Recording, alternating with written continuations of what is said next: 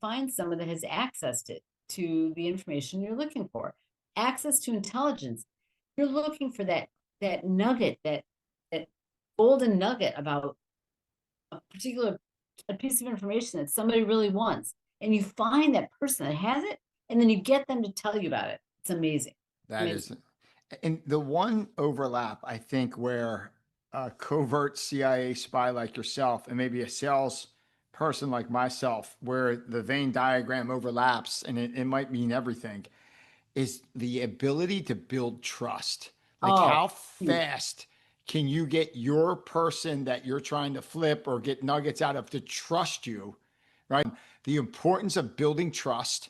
Yep. And you have any best practices on how to build trust?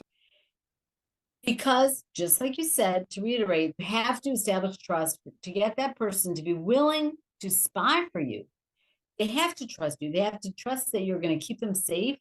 They have to trust that you know more than they do about how to keep them safe. They have to trust that you are genuine. And going back to how do you get that? You have to show that you're genuine. You have to really make them think that you're their friend. But boy, oh boy, you better make sure that your asset or your developmental, the person you're trying to recruit, does think you're their friend. And you have to be genuine. And they're going to see right through you Yeah. if you're not. You also have to be consistent, and you have to show up when you say you're going to show up.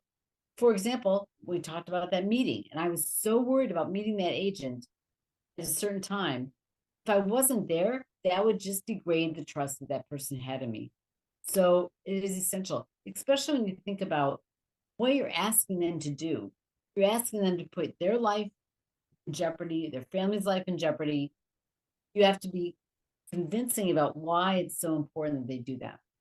Yeah. You dealt with a whole bunch of people that are in oppressive countries that if they get caught, Of it's course. it's done. Their life's over, right? And then they have to trust you enough to commit that treason where like they have to have so much faith and trust in you, right? Right.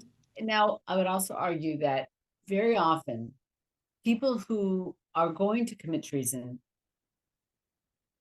that there's something in them that they're almost there. Your job as a case officer is to pull them over the line. So if you're good at your job and you find you're able to spot somebody who has the potential, personality wise, and the access, and then you're able to literally pull them over the edge. That's a real art.